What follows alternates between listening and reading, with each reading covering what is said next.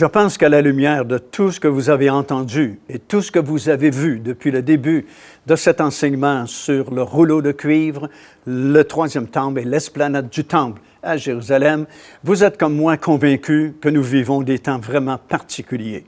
Aucune génération avant nous n'a vu des choses comme nous avons le privilège de voir de nos propres yeux à notre époque aujourd'hui. Et à cause de cela, vous savez, j'enseigne la parole de Dieu depuis plusieurs années et à cause de tout ce que nous voyons et ce que nous entendons, je n'ai jamais vu une situation comme celle qui prévaut actuellement dans le monde et surtout en Israël, je n'ai jamais vu une telle situation vraiment. Et ça nous prouve une seule chose, c'est que les prophètes avaient raison, les prophéties qu'ils ont données se sont accomplies et nous sommes vraiment rendus à la toute fin. Alors que toutes les composantes sont là et nous sommes vraiment prêts, très près du retour de notre Seigneur Jésus-Christ afin qu'il puisse établir son royaume sur toute cette terre. Considérez par exemple ces derniers et récents événements qui se sont produits en Israël surtout et vous serez encore plus convaincus que nous sommes vraiment rendus à la fin. Premièrement, il y a actuellement un mouvement très fort ici en Israël pour la construction d'un temple sur l'esplanade du temple, un troisième temple finalement, tel qui a été prophétisé dans la parole du Seigneur. Et ça n'existait pas beaucoup auparavant, puisque on en parlait très peu. Mais aujourd'hui, c'est un sujet tellement populaire que c'est devenu même un enjeu électoral. Lors des élections ici en Israël pour être premier ministre du pays en 2019, il y a eu, comme vous savez, 2 élections parce que lors du premier tour de scrutin, M. Netanyahu a gagné bien sûr cette élection, mais il n'a pas été capable de former une coalition assez forte pour gouverner le pays. Il a dû avoir une deuxième élection, un deuxième tour de scrutin au mois de l'année 2019 et au mois de septembre, le 17 septembre. Et un des enjeux qui était proposé, c'est la construction d'un temple sur l'esplanade du temple. On n'aurait jamais pensé une telle chose il y a quelques années à peine. Mais aujourd'hui, c'est un sujet vraiment très populaire. Lorsqu'on a débuté nos voyages ici en Israël, c'était en 1988. Et croyez-moi, dans ces années-là, on n'entendait pratiquement jamais parler de la possibilité d'un troisième temple qui serait construit sur l'esplanade du temple. Personne ne parlait de ces choses-là. Mais c'est à cette époque-là, en fait, c'est en 1987, que certaines organisations ont commencé à être formées, à être fondées dans le but de construire les items qui appartiendraient à un futur temple, des vêtements sacerdotaux et ainsi de suite. C'était comme un rêve qui prenait naissance à ce moment-là. Et une de ces institutions, bien sûr, c'était l'Institut du Temple de Jérusalem, qui a été fondé en 1987. Et dès l'année suivante, en 1988, lors de notre premier voyage en groupe ici en Israël, il y avait déjà loué un local dans la vieille ville de Jérusalem pour exposer les quelques premiers items qu'ils avaient réussi à fabriquer. Et je me souviens à cette époque-là, lorsqu'on venait ici en Israël, on allait toujours visiter l'esplanade du temple parce que c'était beaucoup plus facile d'accès dans ces années-là que ce ne l'est aujourd'hui. Et puis, je me tenais sur l'esplanade du temple, tout près du dôme des tablettes qu'on appelle, ou le dôme, le petit dôme là, qui est sur l'esplanade du temple elle-même. Et puis, je regardais vers le côté opposé, qui est l'ouest, et j'expliquais qu'un jour, il y a un temple qui sera construit ici. Et puis, je donnais des informations. Et à cette époque-là, bien, il y avait notre guide que nous avons gardé toutes ces années jusqu'à aujourd'hui, qui me regardait à distance, un peu plus loin. Et puis, c'est comme s'il écoutait ce que je disais, qu'un temple futur sera construit ici. Et puis, je voyais dans son air qu'il n'y croyait pas beaucoup. Parce que, bien sûr, à l'époque, ce n'était pas un sujet dont on parlait couramment ici en Israël. Mais peu de temps après, j'ai appris au sujet de cette organisation qui s'appelait et qui s'appelle encore aujourd'hui l'Institut du Temple de Jérusalem. J'ai appris qu'ils avaient ouvert leurs portes et qu'ils avaient un petit musée dans lequel on pouvait voir les items qu'ils avaient commencé à fabriquer. Alors, lors d'un voyage suivant, j'ai demandé à notre guide de pouvoir visiter cet endroit-là pour voir de moi-même et montrer aux gens qui étaient avec nous la réalité de ces choses-là. Et puis, il a finalement trouvé l'endroit où ce musée se trouvait. C'est un tout petit local dans la vieille ville de Jérusalem. Présentement, ils ont un nouveau local. Ils se sont trouvés un local plus grand, bien sûr, mieux aménagé. Mais à cette époque-là, les années 88-89, c'était un tout petit local dans la vieille ville de Jérusalem. Alors, on s'y est rendu. Et puis, bien sûr, c'était le début, le commencement. Il n'y avait que 12 ou 3 choses qu'ils pouvaient montrer. Et puis, à cette époque-là, il y avait une hôtesse qui parlait ni anglais ni français, uniquement en hébreu. Alors, notre guide a dû traduire ce que la jeune fille nous disait et elle a commencé à parler, bien sûr, en hébreu et on ne comprenait pas. Et notre guide, plutôt que de nous traduire en français, il a commencé à discuter avec elle en hébreu. Alors, tous les deux s'échangeaient des mots en hébreu et nous, on était laissés pour compte en arrière et on ne comprenait rien. Alors, j'ai demandé qu'on arrête et qu'on nous explique ce qui se passait. Et notre guide nous a dit qu'il n'en revenait pas parce que la jeune fille avait commencé à dire que ce musée que vous visitez aujourd'hui, ce n'est pas un musée ordinaire, mais c'est comme un entrepôt où on entrepose les items que nous produisons dans le but de les déménager un jour dans un futur temple qui sera construit sur l'esplanade du temple. Alors, notre guide était vraiment touché et il était comme dans la confusion parce que là, c'est comme si c'était plus vrai parce que c'était quelqu'un de son peuple qui lui disait la même chose que j'avais dit sur l'esplanade du temple, mais là, c'est quelqu'un qui lui disait ces choses-là en hébreu. Alors, c'est réel ce qui se passe présentement ici en Israël. C'est un des plus grands signes qui nous prouve qu'on est très, très près de la réalisation de toutes ces choses. Joignez-vous à nous afin de célébrer le Seigneur et entendre le message de la parole de Dieu par l'évangéliste Mario Massicotte. Venez recevoir ce que Dieu a préparé pour vous. Visitez notre site web www.paindevie.org afin de connaître notre itinéraire. Nous serions très heureux de vous rencontrer et de vivre des moments forts avec le Seigneur.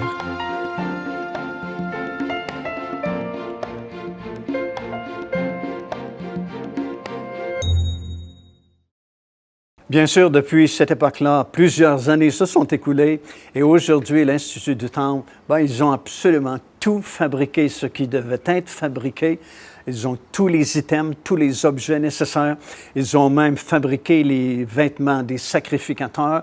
Et plus que ça, ils ont vraiment des sacrificateurs, des véritables descendants de la lignée directe d'Aaron qui apprennent l'art de faire les sacrifices et l'art de tout le service qui se faisait au temple autrefois. Tout ça s'est accompli. En réalité, depuis au moins 3 ans maintenant, ils n'ont plus rien à fabriquer, ils n'ont plus rien à faire, plus rien à construire parce que tout est prêt. Tout a été fabriqué.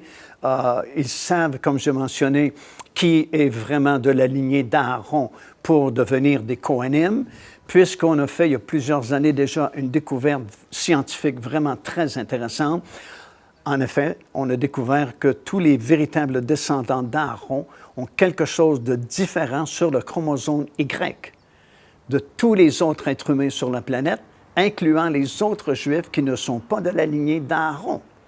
Alors, c'est une découverte scientifique qui ne peut tromper personne, finalement, et c'est pourquoi on peut découvrir qui est un véritable descendant d'Aaron. Et ils sont plusieurs actuellement à Jérusalem, à l'Institut du Temple, en train de suivre des cours. Et c'est réel parce qu'il y a, je pense, 2 ans maintenant, nous étions ici avec un groupe et puis j'ai eu l'opportunité de faire une entrevue avec un de ces sacrificateurs-là, descendant direct de la lignée d'Aaron. lui-même ne parlait ni anglais ni français, uniquement en hébreu. Et encore une fois, notre guide a pu nous traduire. Et je lui ai posé toutes les questions que je voulais lui poser et il a répondu à chacune d'entre elles. Et par ses réponses, il a confirmé vraiment tout ce que nous vous enseignons depuis plusieurs années, à savoir que tout est prêt, tout est fabriqué et qu'on a même le personnel, on a les sacrificateurs pour réaliser toutes ces choses-là. Lorsque le Sanhédrin a pris connaissance de cette découverte scientifique, ils ont donné le feu vert aux gens de l'Institut du Temple de fabriquer les vêtements des sacrificateurs.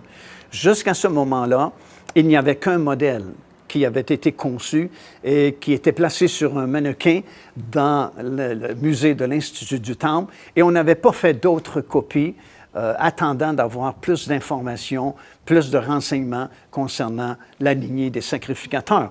Mais à cause de cette découverte scientifique, le Sanhédrin a donné le feu vert et depuis, ils ont fabriqué des vêtements sacerdotaux à tous ceux qui pouvaient prouver qui sont vraiment des descendants d'Aaron. Et puis, on vend actuellement ces vêtements à ceux qui peuvent se prouver de la descendance d'Aaron. C'est des choses qu'on n'aurait jamais imaginées il y a quelques années passées, mais ce sont des réalités de notre vie moderne aujourd'hui. Alors, de ce côté-là, tout est prêt. Non seulement c'est prêt, mais ils ont déjà passé à l'action depuis quelques années déjà, puisque vous pouvez maintenant les suivre sur Internet. Si vous allez sur le site en anglais de Temple Institute ou en français l'Institut du Temple, parce qu'ils ont un volet en français maintenant, et vous pouvez suivre l'évolution de tout ce qui se passe ici en Israël et qui est en relation avec le système du Temple, avec les offrandes, avec les sacrifices et ainsi de suite. On va même publiquement sur Internet compter le Homer, comme ça se faisait à l'époque. Vous savez, à partir de la fête des prémices, on devait compter exactement 50 jours pour se rendre à la prochaine fête, la fête de la Pentecôte. Et on comptait journée par journée, on appelait ça compter le Homer. Alors on disait journée numéro 1, deuxième journée, troisième journée, quatrième journée. Et on comptait ainsi jusqu'à la 49e journée. Et le lendemain, c'était la fête de la Pentecôte, la 50e journée. D'ailleurs, le mot Pentecôte en grec veut dire 50. Alors, exactement 50 jours après la fête des prémices, c'est la fête de la Pentecôte. Et parce qu'on est vraiment dans cette ambiance-là aujourd'hui, on parle du temple, on parle des sacrificateurs, on parle même des sacrifices, bien, on a recommencé avec l'Institut du Temple à compter le Homer et vous pouvez le suivre directement sur Internet, jour par jour. On vous dit, on est au 3e jour, 4e jour, et ainsi de suite. Non seulement cela, mais on a construit déjà l'hôtel qui sera là dans le 3e temple. Nous, déjà, il y a quelques années, on était venus ici en Israël avec un groupe et j'avais appris au sujet de la construction secrète de ce 3e temple qui se faisait à Mitzpeh-Jéricho. Et avec l'aide de notre guide, on a trouvé l'endroit et effectivement, il y avait plusieurs rabbins, plusieurs personnes qui étaient là et qui mesuraient pour être bien précis, pour avoir les dimensions exactes de cet hôtel. Alors, on a vu le début de la construction de cet hôtel, mais maintenant, c'est fait, elle existe, et c'est un hôtel qu'on peut transporter, elle est pliable, et puis, on s'en est déjà servi. On a fait des cérémonies avec l'hôtel plutôt du 3e temple au parc Davidson, ici en Israël, l'année passée. Et l'autre année d'avant aussi, on a fait des cérémonies au Cardo, ici en Israël. Et j'apprends que maintenant qu'on est en Israël pour ce tournage, dans quelques jours d'ici, il y aura un sacrifice d'un animal, imaginez-vous, qui sera fait sur la montagne des Oliviers, à partir de ce 3e hôtel. Qui aurait imaginé une telle chose il y a à peine 5 ans ou 10 ans passés? Impossible, on aurait dit. Mais aujourd'hui, c'est une réalité. Nous le voyons de nos propres yeux. C'est le Sanhédrin qui organise toutes ces choses-là. Et c'est vraiment des choses très, très étonnantes. Ce qui prouve que nous sommes une génération vraiment très spéciale. Aucune génération avant nous avait vu des accomplissements tels que nous les voyons. Il y a quelque chose dans l'air ici en Israël.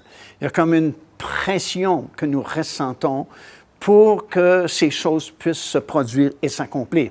Peu importe ce que les hommes pensent. peu importe ce que les partis politiques pensent, la parole de Dieu va s'accomplir parce qu'elle n'a jamais fait défaut. Jésus lui-même a dit, le ciel et la terre passeront, mais mes paroles ne passeront jamais. Ici l'évangéliste Mario Massicotte qui vous invite à vous inscrire à notre lettre de nouvelles électronique.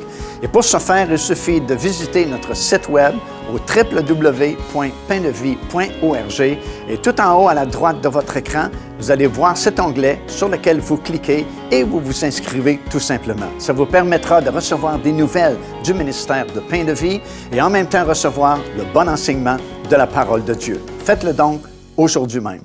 Alors, si nous commençons à considérer tous ces événements qui soudainement et rapidement se produisent ici en Israël, nous allons réaliser qu'il se passe quelque chose de vraiment très sérieux, quelque chose de vraiment très important, quelque chose qu'aucune génération avant nous n'a vu se réaliser. Tout d'abord, comme je l'ai mentionné, tout est prêt pour la construction d'un futur temple. On a non seulement les items, les objets, les vêtements, mais on a aussi le personnel. Nous avons les sacrificateurs qui sont déjà formés et qui déjà pratiquent à différents endroits avec cet autel portatif qu'on peut transporter d'un endroit jusqu'à un autre. Considérez également que plusieurs rabbins ici en Israël disent la même chose. Et ça, c'est quelque chose aussi d'exceptionnel qu'on n'a jamais vu auparavant. Parce qu'on dit souvent à la blague, vous réunissez 2 rabbins et vous avez au moins 25 opinions différentes. Parce qu'ils sont rarement en accord. Mais là, la plupart des rabbins, non seulement en Israël, mais partout dans le monde, disent à peu près la même chose, enseignent à peu près la même chose. Ils disent à leurs élèves, à leurs étudiants, nous vivons les temps messianiques. En fait, le Messie pourrait se manifester d'une journée à l'autre. Il y a même un rabbin qui a dit à ses étudiants, ne sortez pas du pays d'Israël de peur de manquer la manifestation du Messie. Et ça, c'est très particulier parce que c'est très rare que vous voyez plusieurs rabbins être d'accord, mais cette fois-ci, ils disent à peu près tous la même chose. Troisièmement, grâce à la révélation du rabbin Yitzhak Kaduri. Peut-être que vous avez entendu parler de ce nom-là. C'est un rabbin très honoré, très respecté ici en Israël, qui est décédé récemment.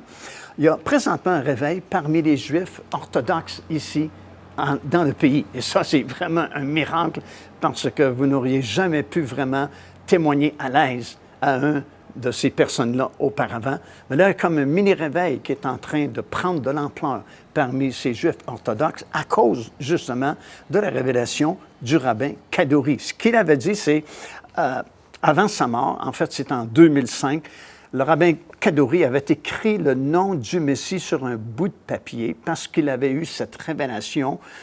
Dieu lui avait révélé le nom du véritable Messie. Et il avait écrit ce nom-là, le nom du véritable Messie, sur un bout de papier, et il avait demandé à ses étudiants de ne pas lire le nom du véritable Messie, sauf 1 an après sa mort. Il mourut le 28 janvier 2006 à l'âge de 108 ans. Et 1 an après sa mort, on a lu ce qu'il avait écrit sur ce petit bout de papier, et il avait écrit en hébreu que le véritable Messie, c'était Yeshua. Jésus était le vrai Messie. Évidemment, cette révélation a bouleversé le monde religieux juif ici en Israël et a soulevé beaucoup de controverses, mais également a servi pour provoquer un réveil parmi plusieurs Juifs orthodoxes ici dans la région, parce que le rabbin était très honoré et très respecté durant son vivant. Alors ça, c'est quelque chose de vraiment particulier qu'on n'aurait, encore une fois, jamais pu imaginer il y a plusieurs années passées, comment Dieu pouvait se servir de ce rabbin-là pour parler à des gens qui, autrement, n'auraient pas été capables d'être rejoints avec le message de l'Évangile.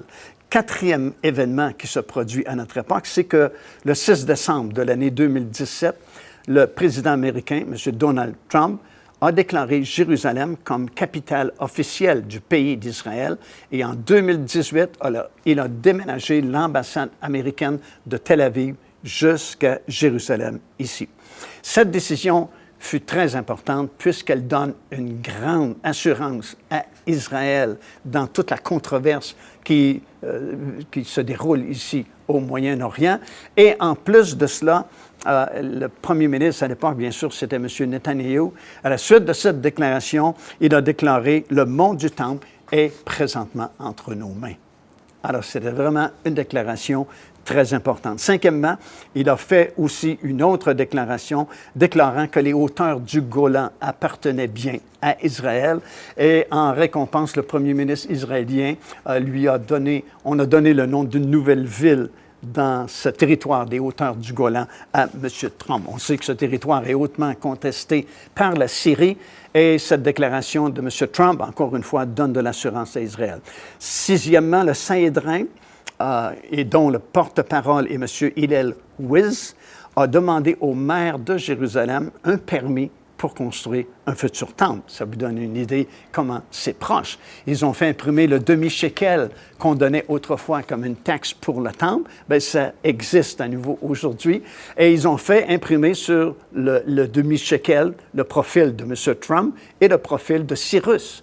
Parce que Cyrus, c'était celui qui a permis à Israël, lors de la déportation à Babylone, de revenir s'établir dans le pays et surtout de restaurer le temple qui avait été détruit. Alors, ils ont dit, lorsque le président Trump facilitera la construction du troisième temple, il sera la figure parfaite de ce Cyrus de l'Ancien Testament. Alors, encore une fois, ce sont des choses que personne n'avait jamais vues auparavant. Nous sommes une génération vraiment très particulière qui voit l'accomplissement de ces nombreux signes qui nous ont été donnés et dans la parole de Dieu et qui nous prouvent de plus que nous sommes rendus à la toute fin. Procurez-vous cet enseignement disponible dès maintenant sur notre site web au www.paindevie.org. En visitant notre boutique web, vous pourrez commander ou même télécharger les enseignements. Vous trouverez aussi plusieurs autres produits contenant des centaines de sujets pour votre édification.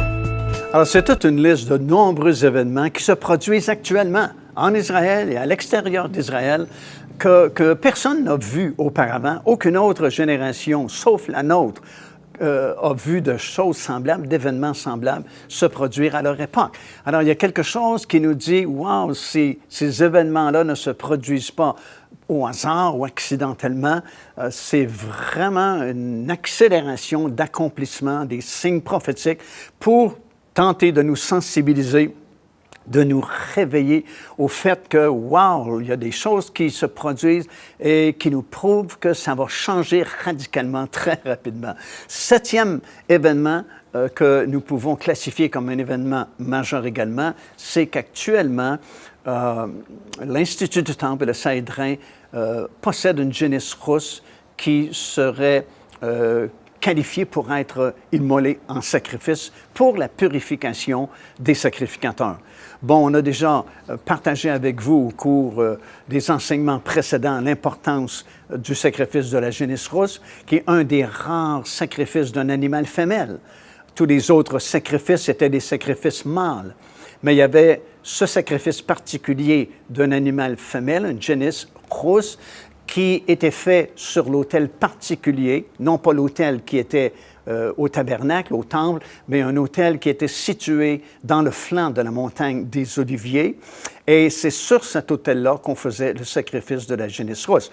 On dit que depuis l'époque de Moïse jusqu'à aujourd'hui, ou jusqu'à l'année 70, lors de la destruction du temple, 9 génisses rousses ont été immolées et on gardait les cendres de chacune d'elles pour la purification lorsqu'on avait besoin de purifier les individus.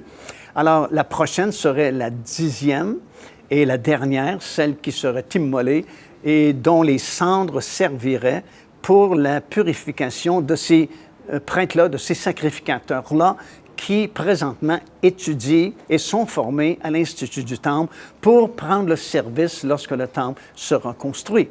Alors, il y aura cette cérémonie qui, sans doute, se tiendra sur la montagne des Oliviers, service dans lequel on va saupoudrer les cendres de cette 10e génisse rousse dans de l'eau sans doute qu'on prendra au réservoir de Siloué ou à la source du Guillon.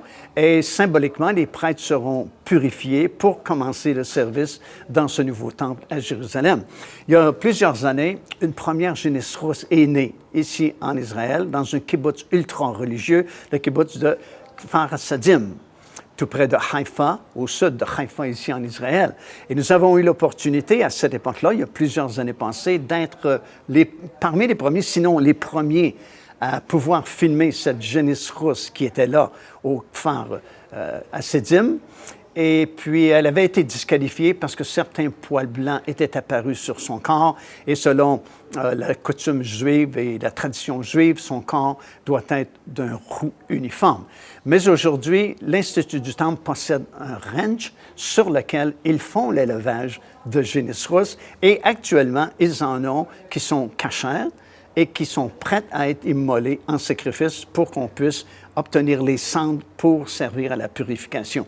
Encore une fois, aucune génération avant nous a vu l'accomplissement de ces choses, sauf notre génération. Huitièmement, récemment, il y a beaucoup de bouleversements qui se produisent en Arabie saoudite. Et parmi tous ces changements, le nouveau dirigeant du pays a décidé de construire une ville qui s'appelle la ville de Neom, et elle sera construite, selon lui, à coût de cinquantaines de milliards de dollars, et elle sera entièrement gouvernée par l'intelligence artificielle. Cette ville de Neom sera construite, devinez où? Sur le site de la montagne du Sinaï. Le vrai Sinaï se trouve en Arabie, justement. C'est ce que nous lisons dans l'Épître aux Galates. Et dans le sud de la Jordanie, vous avez ce grand territoire-là qu'on vous montre présentement sur l'écran, qui a été délimité pour servir à la construction de la ville de Neom. Et cette ville sera vraiment une ville très différente de toutes les villes qui existent en Arabie et dans le monde arabe, puisque M. Mohamed veut, qui est dirigeant de l'Arabie, veut que l'Arabie se mette à la page du jour et qu'il y ait des casinos, des boîtes de nuit, de la danse et des choses semblables. Et pour le monde arabe, c'est comme une ville d'impies. Et ils vont dire que c'est la ville du Dijal. Le Dijal, pour eux, c'est comme l'Antéchrist pour les chrétiens évangéliques. Et puis, ce qui m'a frappé, ce n'est pas l'idée de construire cette ville, c'est la réaction du monde arabe. Ils ont fait même une série d'enseignements sur Internet pour prévenir la population que nous sommes rendus dans une ère vraiment dangereuse et que cette ville sera la ville du Dijal. Et je me dis, wow! C'est le monde arabe qui réagit à ça, alors que l'Église du Seigneur Jésus-Christ, elle devait être la première à parler de ces choses-là, mais c'est comme méconnu, jamais prêché dans nos milieux. Alors, ce sont des choses vraiment très importantes. Si vous ajoutez à cela la découverte de Qumran et la possibilité que l'Arche de l'Alliance soit trouvée à cet endroit, ainsi que le trésor du Temple, mon ami, il n'y a jamais eu une époque comme cette époque. Il n'y a jamais eu une génération comme notre génération. Il n'y a jamais eu un temps aussi propice pour l'accomplissement des dernières prophéties de la Bible.